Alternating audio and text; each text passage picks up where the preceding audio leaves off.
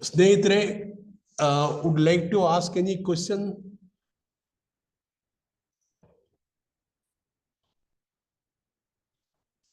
Next one.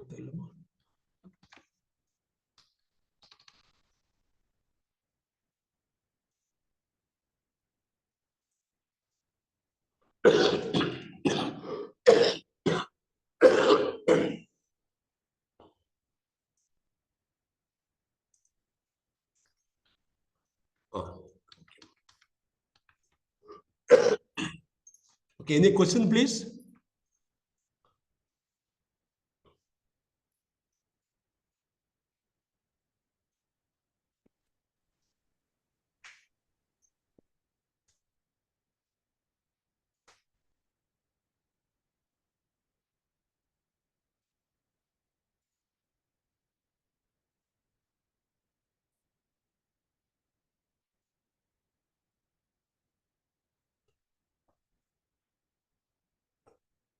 Hello, am I audible? Yes, sir. Yes, sir. Yes, sir. Okay. You're audible, sir. And the question is, you can ask me question.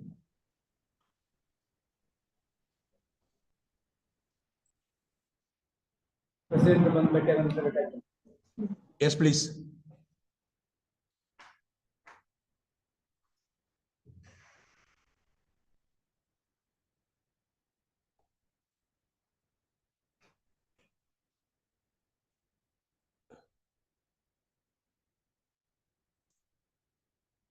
If you don't have any question, can I proceed?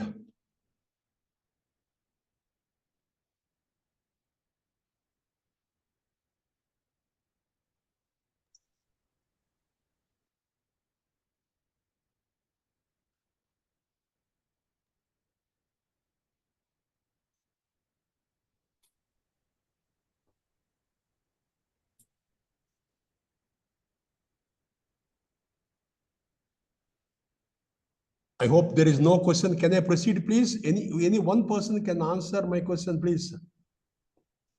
Obbo respond ಮಾಡಿ. Sir, ನೀವು class continue ಮಾಡಬಹುದು ಅನ್ಸುತ್ತೆ ಮಾಡಬಹುದು. Okay, thank Sir, you. we can continue with the class. Okay, thank you, Amma. Thank you.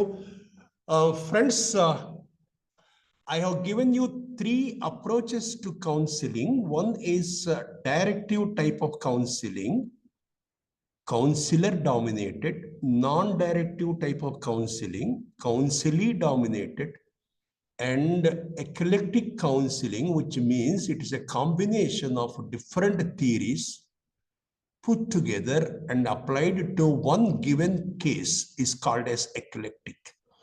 Most of the counselors use eclectic approach of counseling. We are not fanatic of any one particular approach. We are not fanatic of any one particular theory of counseling. We use different theories, the knowledge of different theories, and apply it to the given client is called as eclectic. Now, the next slide is, what are the tools used in counseling? We don't have any tool like what a doctor or a medical person has. Medical professionals, they have tools. They have different types of tools like stethoscope they have X-ray, they have ECG machine, they have so much equipment is there for analyzing the case and for making diagnosis. But in counseling, we don't have any equipment. We have only one tool that is available is interview. ಮಾತನಾಡುವುದು ಅದು ಬಿಟ್ಟು ಬೇರೆ tool ಇಲ್ಲ in counseling. Only one tool is available, that is how effectively you talk. It's called interview. Of course, interview goes with observation, goes with the listening, goes with the professional relationship also. Now let us presume that there is a situation in your college. You are the counselor and we have a counseling center in your place. Now, 6 things are to be kept in mind. One is the place of counseling session. Where do you conduct counseling services? Role and behavior expected of a counselor. Questions to ask, questions to avoid, effective listening and observation. Each one I will explain in detail. Place of counseling. Your college or your institution has a counseling center. Where it should be? It should be accessible to all. That is a place. The counseling center should be accessible to all, including students, staff members. The place of counseling should be free from all disturbances. It should be free from all disturbances. It should be in a particular place only with the needed infrastructure. That means with all needed infrastructure. There should be privacy in counseling sessions. Avoid giving counseling during odd times. Counseling yavaga madabeku andre during working hours only you have to conduct counseling sessions. Not to go beyond the working hours, not to start before also. So place of counseling should be accessible to all. The role expected of a counselor. You are the counselor. What you should do? Plan the session well. Tomorrow you have asked a person to come for a session. Plan your session. Conduct the session according to the convenience of the counselee only. Maintain the timings and greet the client when he enters. So what he should do first is fix the date, time of your counseling session. Inform the person well in advance. Maintain the timings. When the person comes before you, you greet him, you welcome him and ask him to be seated. Greet the client. Have a pleasant talk. Have a small talk. When you say small talk, andre kannadadalli bandi sami kutkoli yavag bandri tindi ayta idella kushela prashnegalu. ಬಂದ ತಕ್ಷಣ ಕೇಳುವುದು ಕುಶಲ ಪ್ರಶ್ನೆಗಳು. ನಾವು ಯಾರಿಗಾನ letter ಬರೆಯುವಾಗ ಇದೇ ತರ ಕೇಳೋದು, ನಾನು ಚೆನ್ನಾಗಿದ್ದೀನಿ, ನೀವೆಲ್ಲರೂ ಚೆನ್ನಾಗಿದ್ದೀರಿ ಅಂದ್ಕೊಳ್ತೀನಿ, ಇದು ಫಸ್ಟ್ ಸೆಂಟೆನ್ಸ್ ಇರಬೇಕು. ಅದೇ ತರ counselling also will start with A small pleasant talk. Offer him A seat. Let him sit comfortably. Sit before him, very near to him. That is what we say optimum physical distance is to be maintained. The optimum physical distance is about 3 to 4 feet. Sit before him. Introduce yourself properly first. ನೀವು ಯಾರು ಏನು ಅನ್ನೋದು ಹೇಳ್ಕೊಳ್ಳಿ. Say I am a counselor. Say, if the person is not known to you, say your name, other things also. Explain the ethical issues of counseling, especially confidentiality. Tell him that you can trust me completely. I am here to help you. We are here to help you only. Then whatever is there in your mind, you please express it without any hesitation. This is what we say somewhere, it is called as confession. People go to church and confess before the Father. Whatever is there in the mind, that comes out. This is called as confession. This is called as catharsis also. This is called as ventilation. Tell him that whatever problem you have, you just reveal it openly. You trust me. And whatever information you give, that will not be used for any other purpose. It will not be informed to unconcerned person also. You can trust me. This is called as assuring confidentiality. Make sure that there is a privacy. When I say privacy means make sure that there is nobody inside your cubicle. Make sure that nobody enters into your room. Make sure that your mobile is kept outside. Make sure that you are not busy with any other work. Don't write anything when you are talking. Give full concentration to the individual. Explain all ethical issues of your counseling. So then ask questions. Plan the timing properly. Don't conduct a counseling session for more than 1 hour at a stretch with the individual. 45 minutes would be the ideal time when the person comes to you first time. When the person comes for follow-up, the time will be less. It comes to 15 minutes or 20 minutes. But first time a person comes. And one more thing I have to mention here, the client or the person who comes to you can definitely ask you for a counselor of same gender.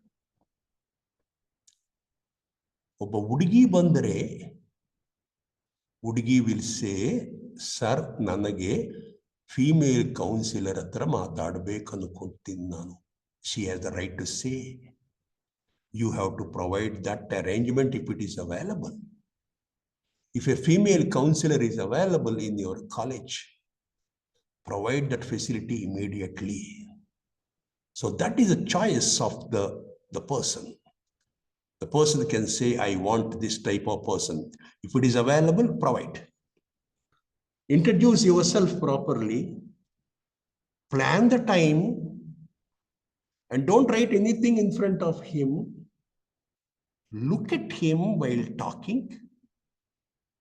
Encourage the client to talk more.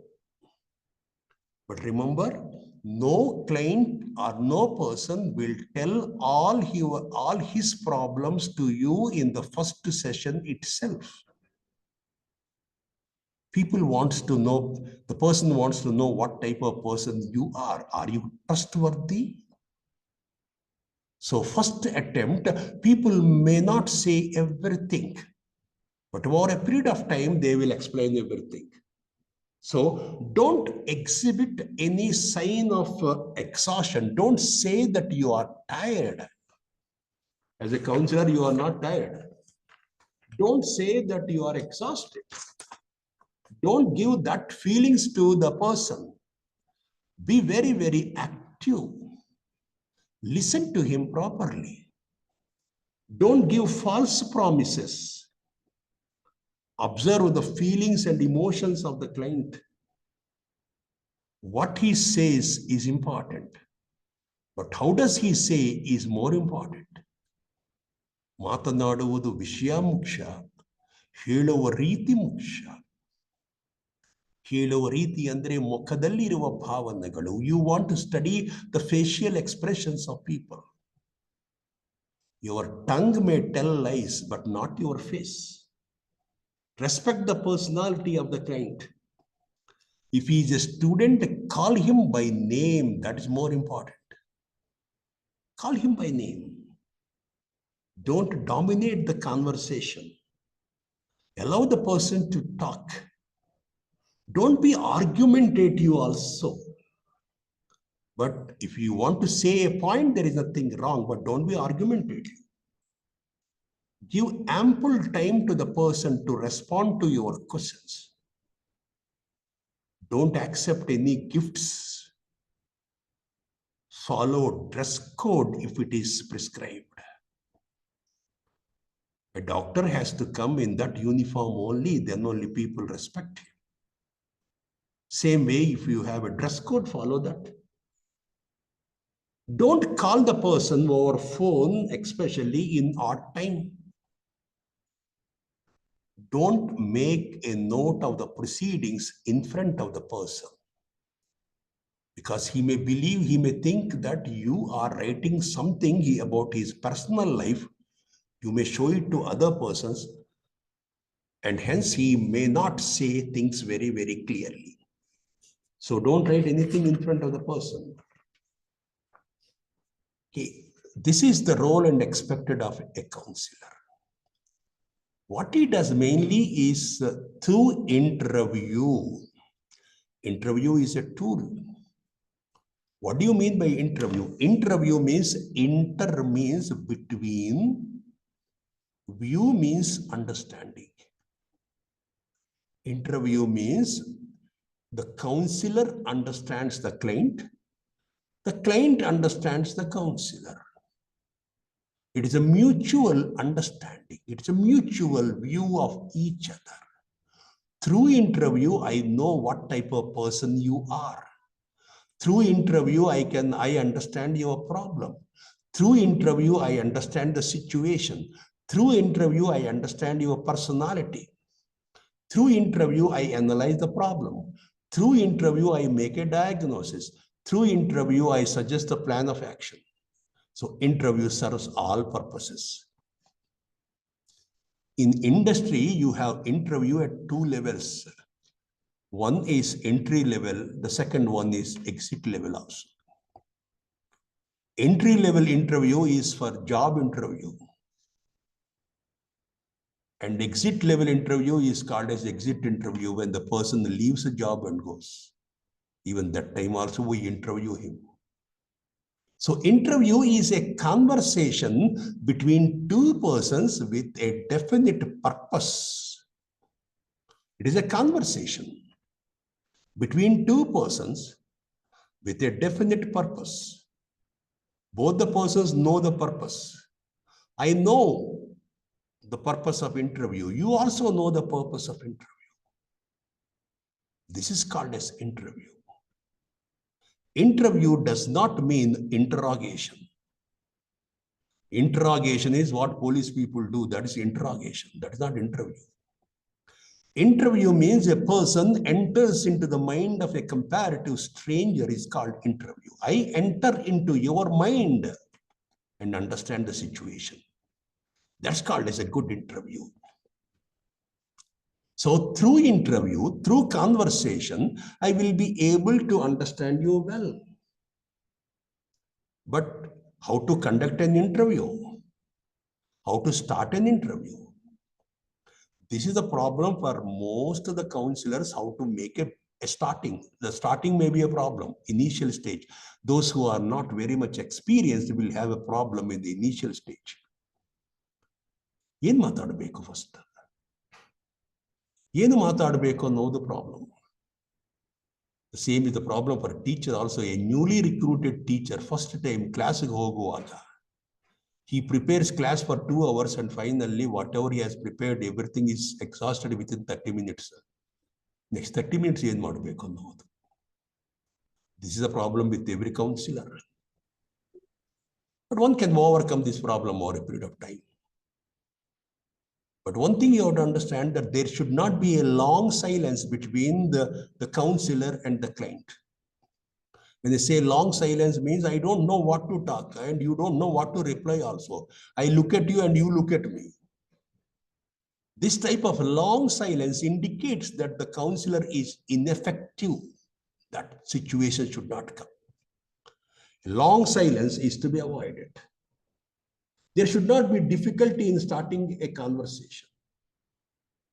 And you should be very much tactful also to end the conversation also. Ending the conversation, ending the interview also is must be very, very careful, because there should be a natural closure of interview, natural closure. The opposite of natural closure is abrupt closure.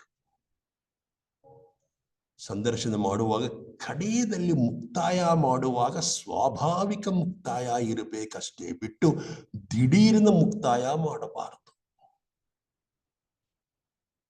Generally, the person understands when you come to the last part, you will be knowing that psychologically we feel that the interview, the conversation is coming to an end.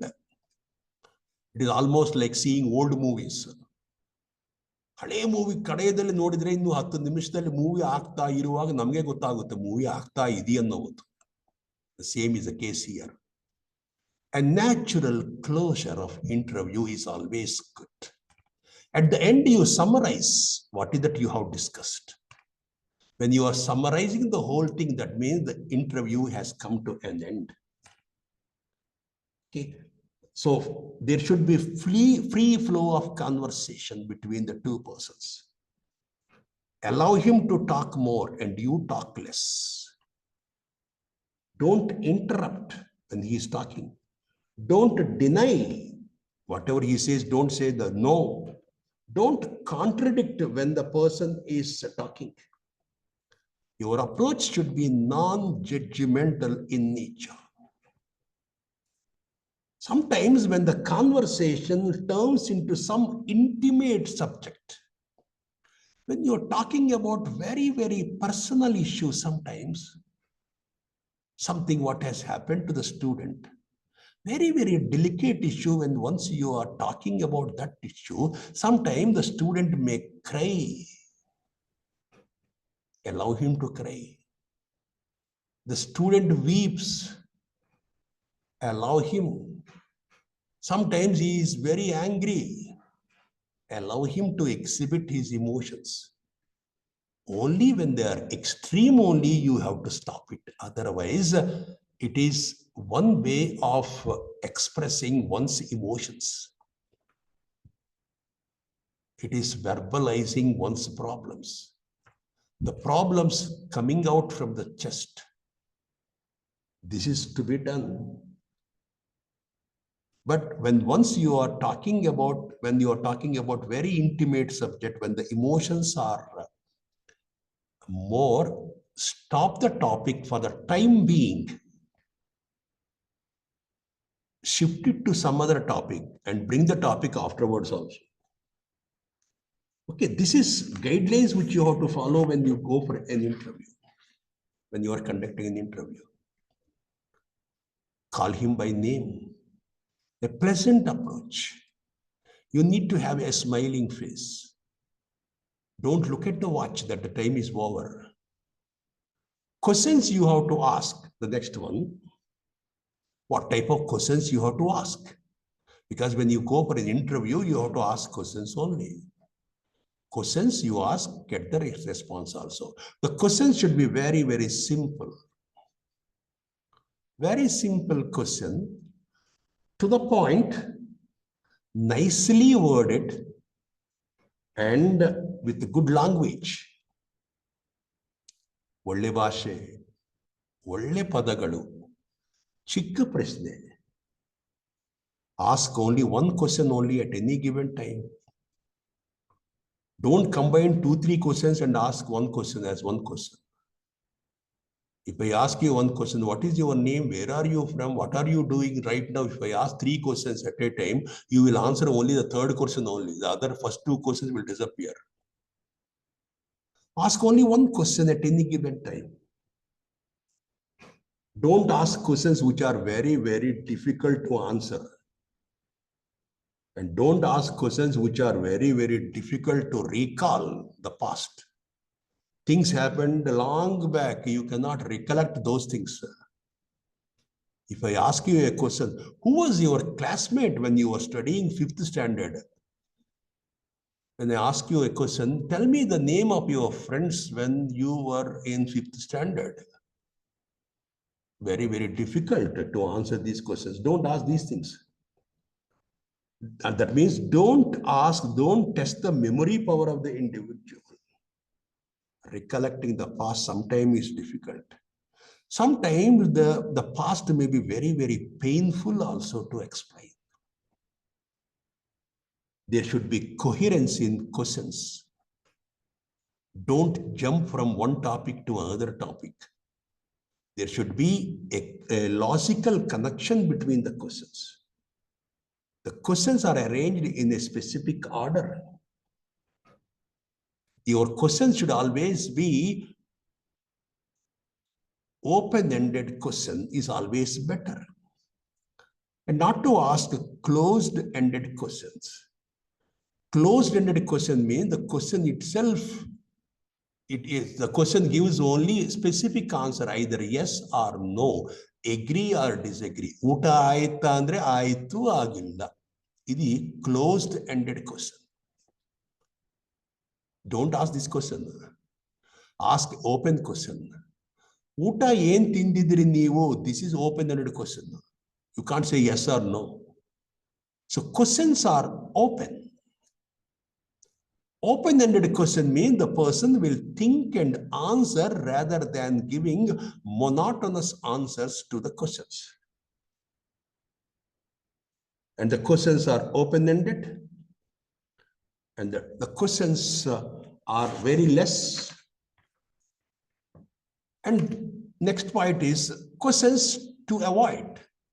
There are certain questions you have to avoid. The first question is, don't ask a very, very lengthy question. A lengthy question means if the question runs to 4 to 5 lines, very difficult to answer, very lengthy question. Don't ask.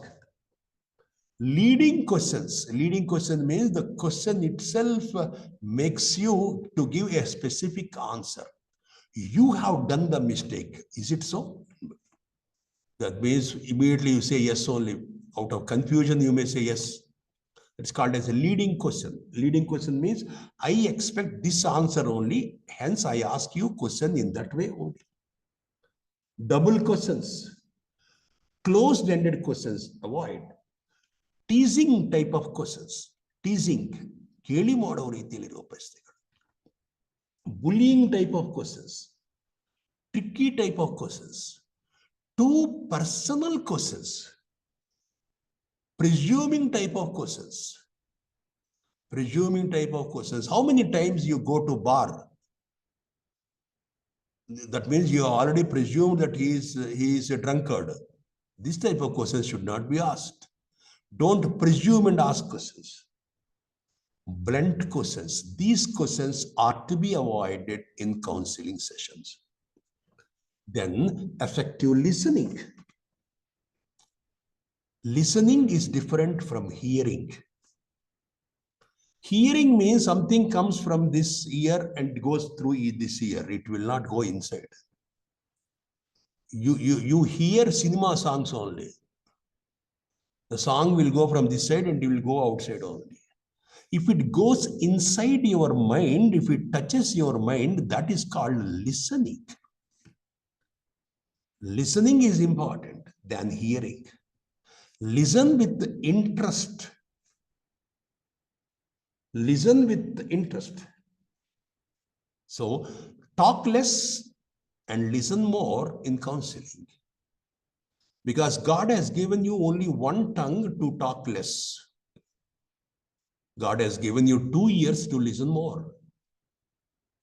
Listen to understand rather than to reply.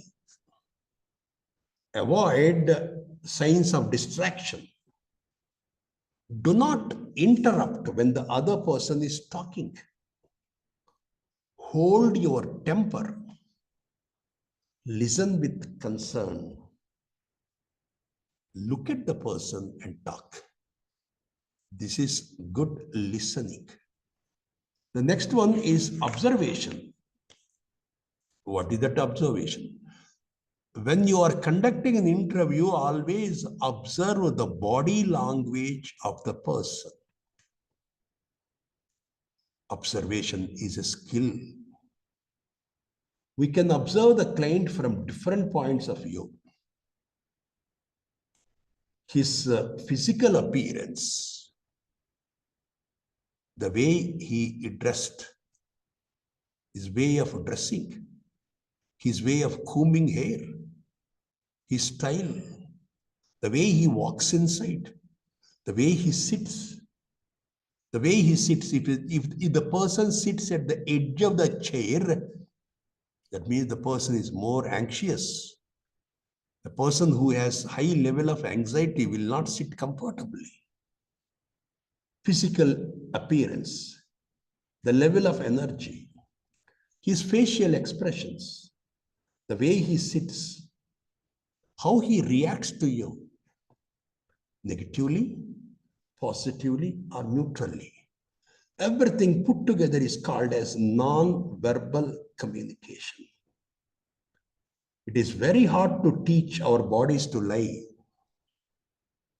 Our body will not tell lies. Our non-verbal behavior is usually closer to the truth. Our non-verbal behavior is very, very near to truth only, about the reality. And hence observe that also. So all the things you have to do it in counseling. Broadly, counseling session has 3 phases. Counseling, whether you are doing it with one individual or with a small group, it is a time-consuming process. There are 3 phases of counseling. The first phase is rapport building. Rapport means Kannadadalli Anunaya Sambandha. ಒಂದು ಒಳ್ಳೆ ಸಂಬಂಧ. We want to establish a good relationship we expect a good relationship between the counselor and the client. How to establish a rapport?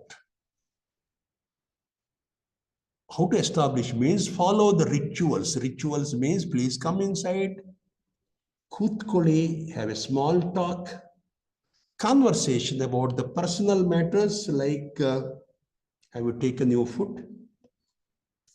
How did you reach the place? A pleasant smile also.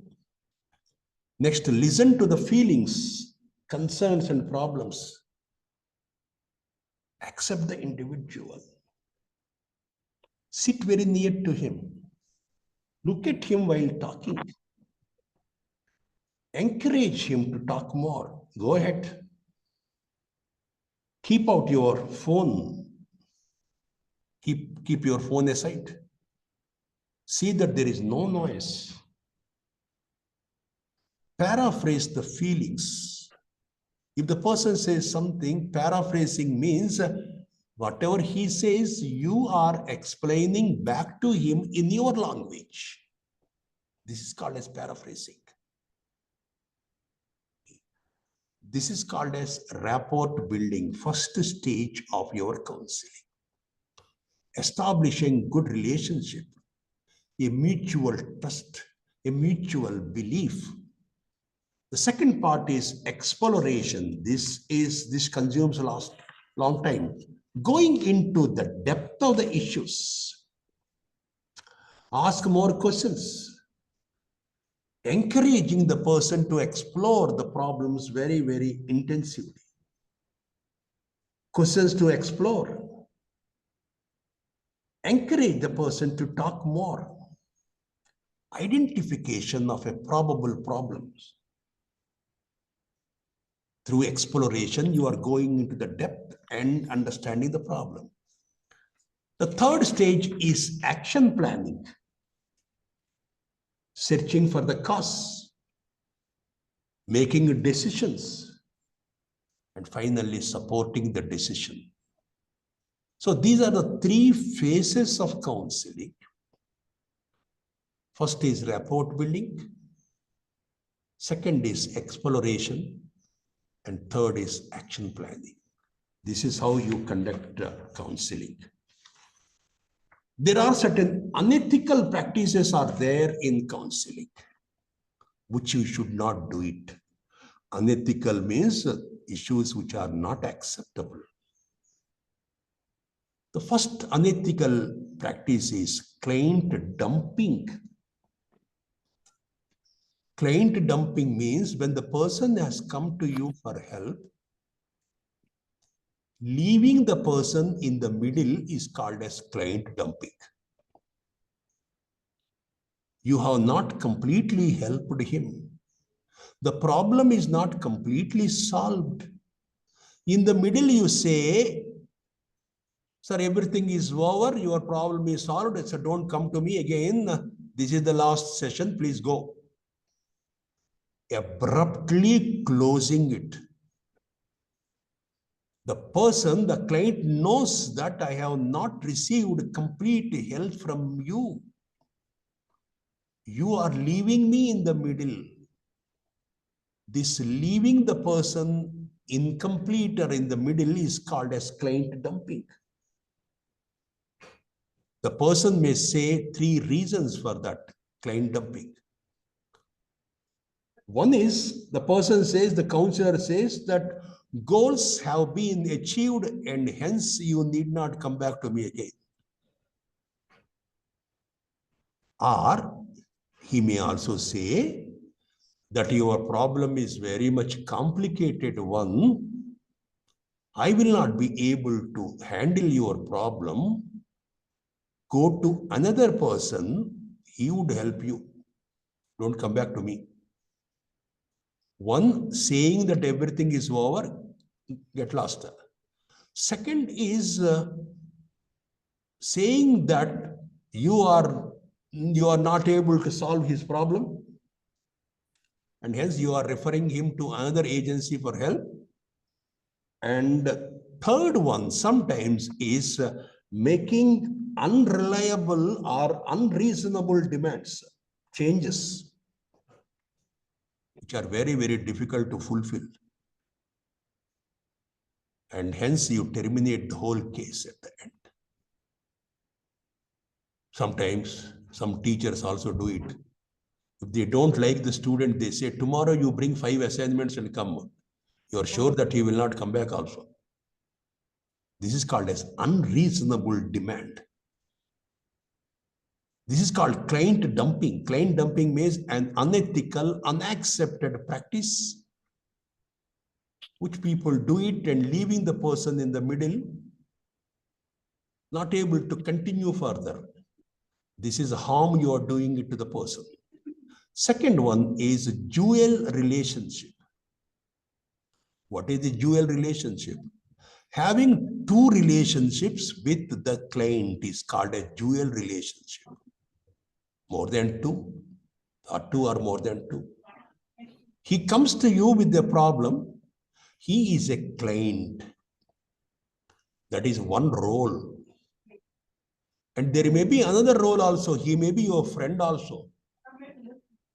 The client is your friend. Both have started a business. This is a second role. And the client may be your family member, the third role also. So there should not be 2 relationships with the client. Having only one only. It is not only unethical, sometimes it is illegal also to have 2 relations with the client. So this is unethical practice. So every profession has certain code of ethics. This code of ethics refers to accepted behavior. This is how you have to behave. Every counselor has to behave in this way only. This is the accepted way of behavior. You should not behave in other way. Dual relationships means you are establishing another relationship with the client. I have given maybe if your friend, maybe your family member, or sometimes the person may get married to the client also afterwards, the counselor. This is called a dual relationship, which is unethical. Third one is involuntary client. Involuntary client means a client who has been directed by the court sometime, or who is directed by his officer. For example, sir, some disturbance, please.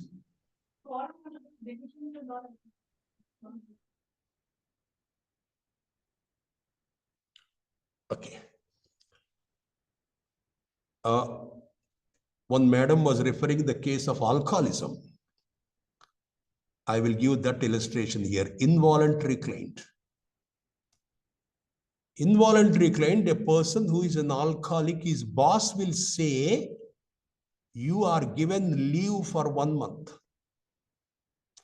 Go to a counseling center, get yourself treated and come back. This is the instruction given by the boss. Leave is sanctioned. He has been ordered to go to a counselor, receive help and come back. But the person is not really interested in going, not motivated to go. But he goes because his boss has asked him to go. He goes. This is called as involuntary client. An involuntary client means a person goes to a counselor because somebody has directed him. There is an authority. The court said you have to go and receive help. So I have come because of that only, but I am not really motivated. I have not come with interest. I have come because of the compulsion of others. Next one is violation of confidentiality. In the course of counseling, when you violate the confidentiality means revealing the information of the client to others, is called as breach of trust. When they say breach of trust means the client has believed you completely. Sir, ನಾನು ನಿಮ್ಮನ್ನು ನಂಬಿ ಸಂಪೂರ್ಣವಾಗಿ ಎಲ್ಲ ವಿಷಯ ನಿಮಗೆ ಹೇಳಿದ್ದೆ. ನೀವು ಯಾರಿಗೂ ಹೇಳೋದಿಲ್ಲ ಅಂತ ಹೇಳಿದ್ರಿ ನೀವು. ಈಗ ನೋಡಿದರೆ ನನ್ನ ಮುಖ ಎಲ್ಲ ಒಂದು ಪಿಕ್ಚರೇ ನಿಮ್ಮ ಜರ್ನಲ್ ಕಳಿಸ್ಬಿಟ್ಟು ನನ್ನ ಬಗ್ಗೆ ನೀವು ಒಂದು ಎಸ್ಸೇನೇ ಬರೆದು ಬಿಟ್ರು ನೀವು. What confidentiality you have maintained? Is it not the breach of trust? ನಂಬಿಕೆ ದ್ರೋಹ ಇಲ್ವಾ ಅಂದ್ರೆ yes, it is breach of trust. Whatever information the client gives, we say that we keep it confidential. You have to keep it confidential only. You should use it only for his help only, not for any other purpose. Even if you want to inform this information to his family member, you have to take his permission and then inform the family member. That is what we say confidentiality. With the great trust, he has given you information. This is called confidentiality. But this confidentiality is called as relative confidentiality, not absolute confidentiality. Absolute confidentiality means, the meaning of the word absolute confidentiality means, I will not reveal this information anywhere. I will not even record this information in the case file also. I will not share this information with anyone. It will not be known to anyone. It will be with me only. It will go with me only. This is called absolute confidentiality. This type of confidentiality is very, very difficult to maintain. But what we follow in counseling sessions or any other medical practice also is called as relative confidentiality. Relative confidentiality means if a court asks for details, you have to give the details. Court has asked for details, you have to give. So you cannot say no to court. That you have to explain to the person beforehand. You go to a doctor, you give information to him. It is a confidential document, but the doctor has to say, under certain conditions, we will give this information to others also. Under which condition? Suppose if there is a danger to the patient, we will reveal the information. For insurance company, we reveal the information. If there is a fire accident, for them also we give information. The court also we give information. So this is called as relative confidentiality. But in counseling, confidentiality can be maintained. Don't share this information with your friends, with others also. Don't use it anywhere for your academic purpose. Don't reveal the name, reveal the photograph, reveal other identifying information. This is unethical. If you give the photograph, if you leak out the information. These are all unethical practices in counseling. But there are limitations of counseling also. Counseling cannot be practiced with certain categories of people. Who are they? Counseling is not very successful with the psychopathic personality persons. Persons with psychopathic personality, persons with antisocial personality. Who are there? Some personalities are very, very rigid personalities, and they are problematic. This type of personality is called as antisocial personality. What type of features you see? Antisocial or psychopath. A psychopath is very intelligent compared to others. A psychopath knows how to cheat people. A psychopath knows how to tell lies also. In most of the times, the psychopaths are in frequent trouble with the law. They have more police cases. But they have outstanding ability to rationalize the difficulties and to blame others also. They know how to tell lies. They are very, very intelligent in explaining things. Instead of admitting the mistake, they blame others also. They manipulate things.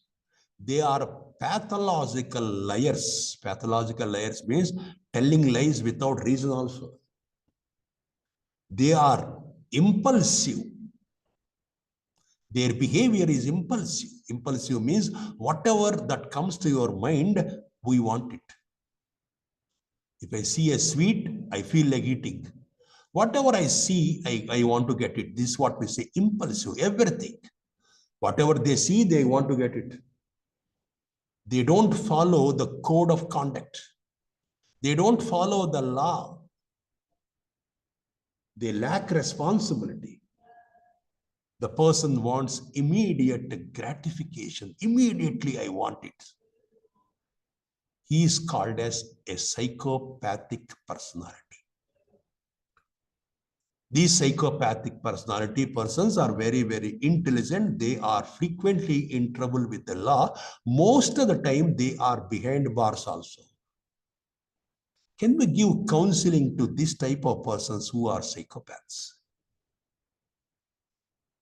It's very, very difficult to give counseling to psychopaths. You can't expect a drastic improvement in their condition.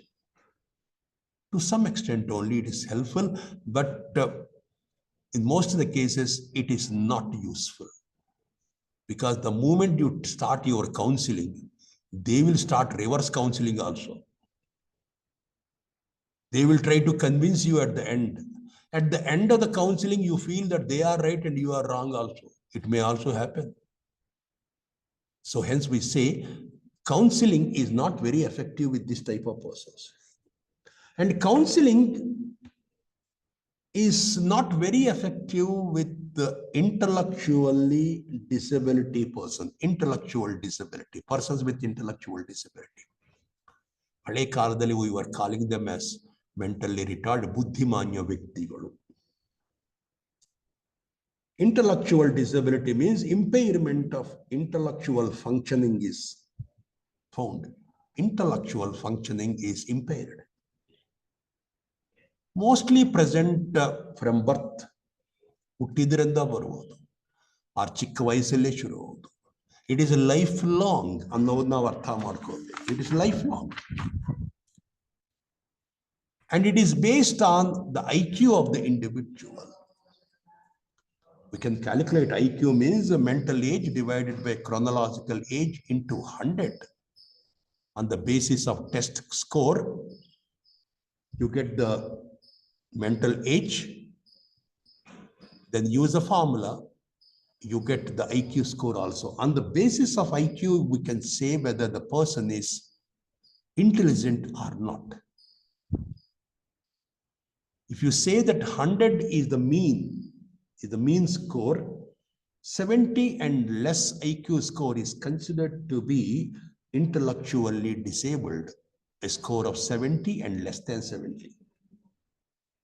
The why I am mentioning here is this condition has to be identified as early as possible. Early diagnosis is very important. Counseling is not effective because the person is not intellectually developed. But family counseling will be very helpful. Parental counseling will definitely help. Parental counseling is to help parents accept their child's limitations. You teach them, you tell them the importance of training. Train the person, retrain the person. So training will definitely help these persons. Caring at home is always better. So parental counseling is important, but counseling to the person is not effective. One more is persons with psychosis. A psychosis refers to a major mental disorder. Severe mental disorders. Counseling and psychotherapy are less effective. But counseling is effective with the families of psychotics, but not with psychotics. So these are the limitations of counseling. And now we practice counseling in different settings. For example, we practice counseling in colleges and universities also. Good. Family counseling also. We can provide counseling services.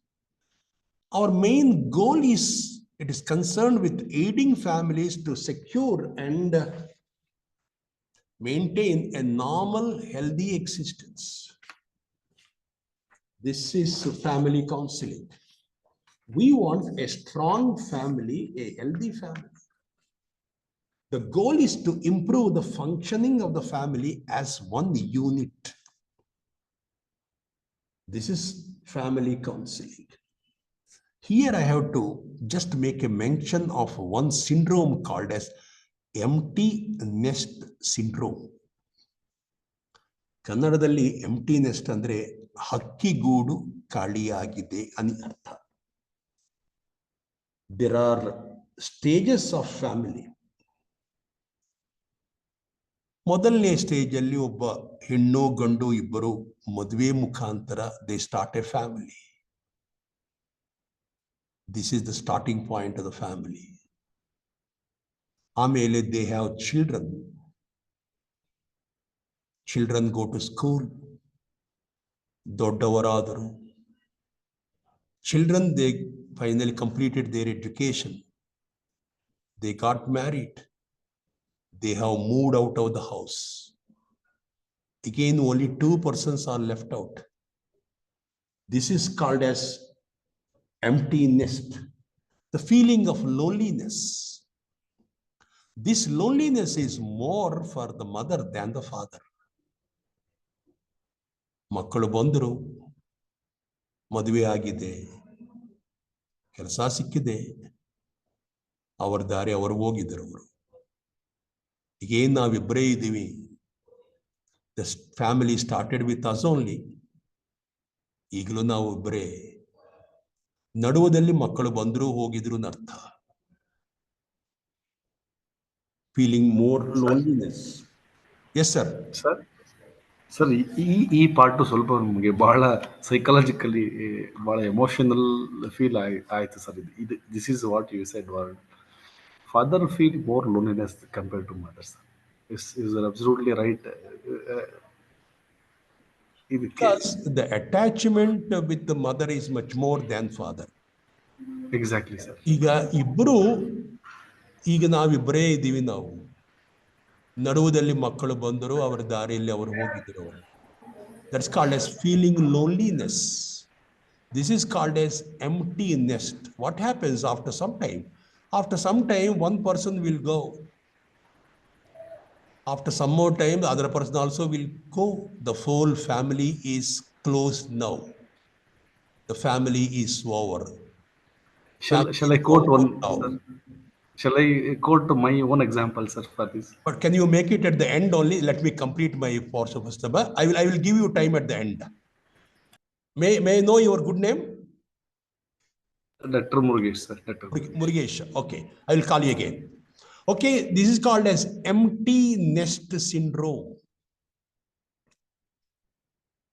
ವಯಸ್ಸ ವೃದ್ಧಾಪ್ಯ ಬರುವಾಗ ಇಬ್ಬರೇ ಇರ್ತಾರೆ ಅವರು.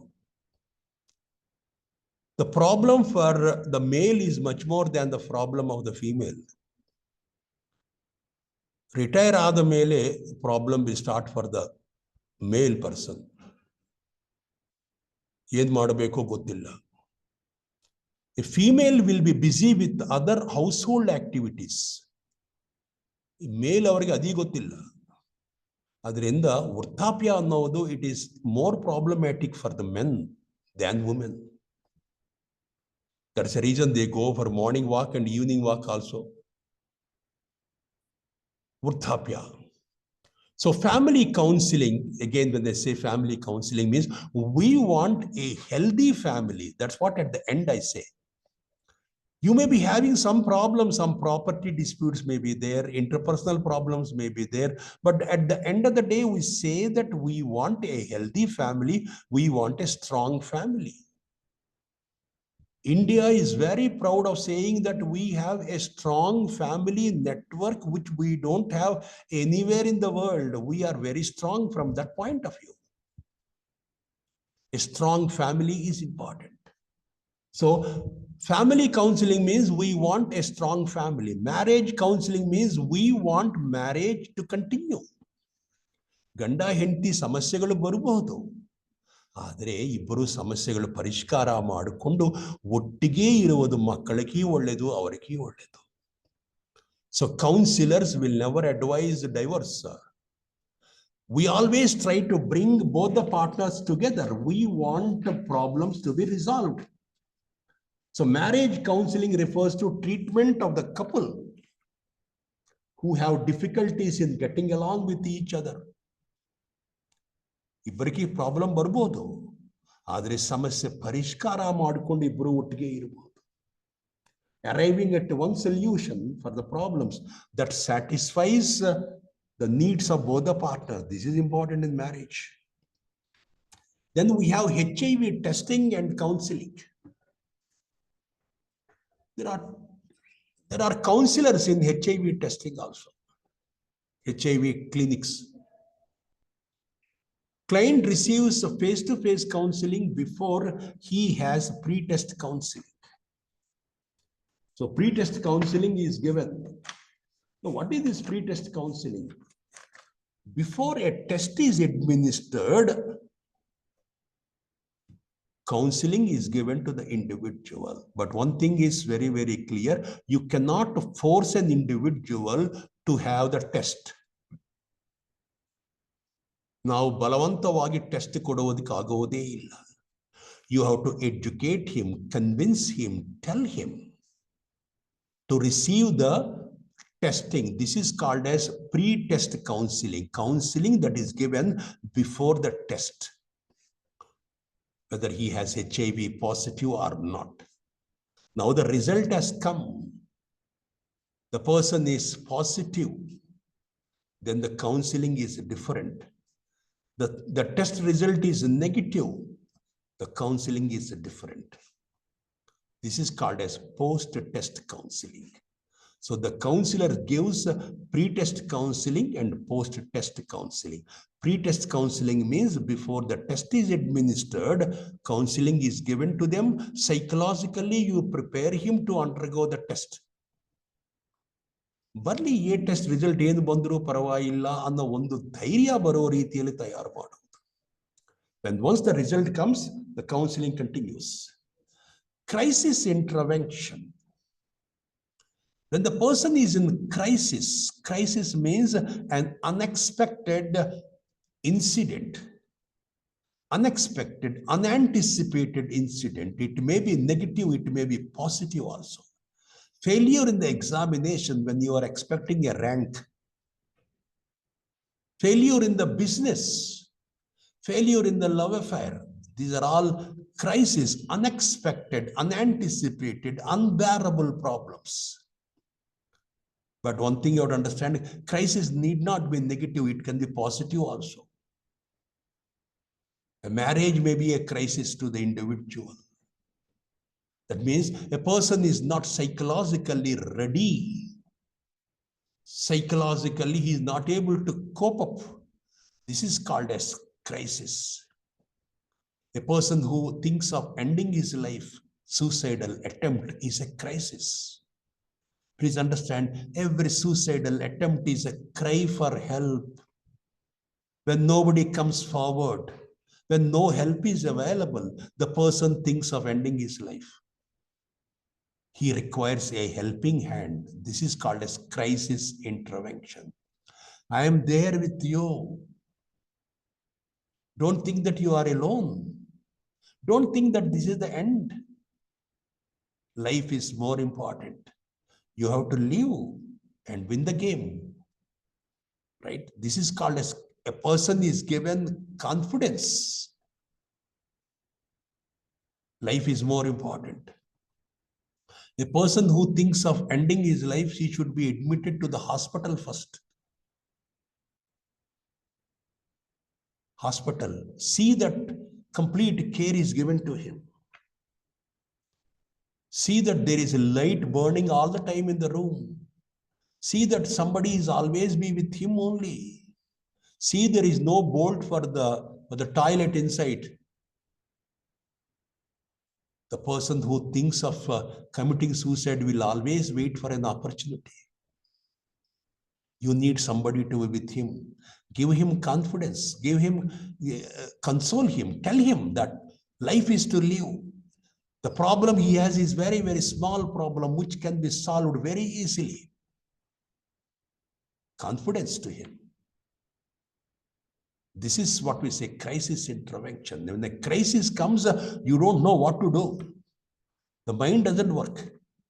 This is called as crisis. That time you need a helping hand. The helping hand may be the person, the counselor. I am there with you. Don't worry. Life is to live. Your problem is very, very simple. It can be resolved.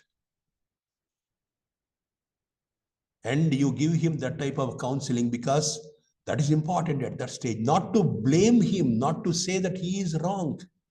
Those things should not be done. Say that you have to live. Life is more important. You can do it. You are more important. And this problem is very, very simple. So that is called as crisis intervention. But when once he comes out of that negative feelings, then you find out what the problem is, where the problem, what is the cause of the problem, how to manage this problem. That you have to think it of afterwards. But our first responsibility is to see that he is very happy. He comes out of the problem. Don't talk about that problem only, first stage. Give him confidence, give him support. That is important. But when once he comes out of that one, now you analyze the problem afterwards and then find a permanent solution to the problem. This is called as crisis intervention. We also practice counseling in family counseling, family planning clinics also in the form of gather. That is a process we follow. Greet the clients, ask the clients, tell the clients, help the clients, explain the clients, and finally return visits to the clients are also welcome. Bereavement counseling, a therapeutic intervention to help clients cope with the death of the loved ones. It's a short-term therapy. Sometimes you give counseling for the dying patients also. When they say dying patients, means the person who are going to die shortly. Give them counseling. That is also there. Substance abuse counseling, the form of detoxification and counseling. Madam, again, I come to that point only. Detoxification will help you to alleviate the withdrawal symptoms. That means if a person depends on alcohol, both physically and psychologically, when they say physical dependency means the person cannot do any work without alcohol. This is called physical dependency. Psychological dependency means the person cannot even think also without alcohol. It is called psychological dependency. Physical dependency can be treated with drugs, but psychological dependency can only be treated through your counseling and psychotherapy only. That's the reason if your counseling is not very successful, psychotherapy is not successful, or if the person is not motivated, relapse is much more. Relapse means coming back to the same problem again. So detoxification. Okay, this is service which we do. Counseling with the employees, problems in the organization. Some good companies have mentoring facility also. Generally, the mentor is a very senior employee, belongs to other department. Who is mentee or protege? A new employee. A new employee is assigned to a senior employee. Senior employee is the mentor or the teacher. The new employee is the student or the protege. You learn from your teacher. You learn the work. You learn the behavior. You learn everything from him. This is called as mentoring, which we have in corporate world. Every company has every employee will have a mentor. You can learn work from him. You can learn how to draft letters. You can learn the manners also. You can learn many skills also from the senior person. This is called as mentoring process. It is one type of, again, counseling. Thank you. Now I will answer the questions. Yes, sir. Murugesan. Dr. Murugesan, you wanted to say something.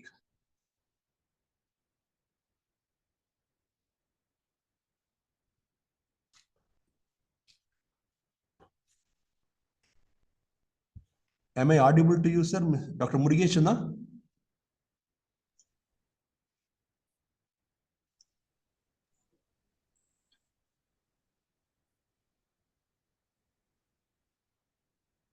Sir, may I ask questions, sir? No. Dr. Murugesan wanted to say something. Murugesan alla ಹೇಳಿ sir. Sir ಏನಿಲ್ಲ, ಅದು ಲೋನ್ಲಿನೆಸ್ಗೆ ಮೇಲ್ಗೆ ಇದು ಬಹಳ ಜಾಸ್ತಿ ಕಾಣುತ್ತೆ sir compare to female. When we compare to male and female, male is always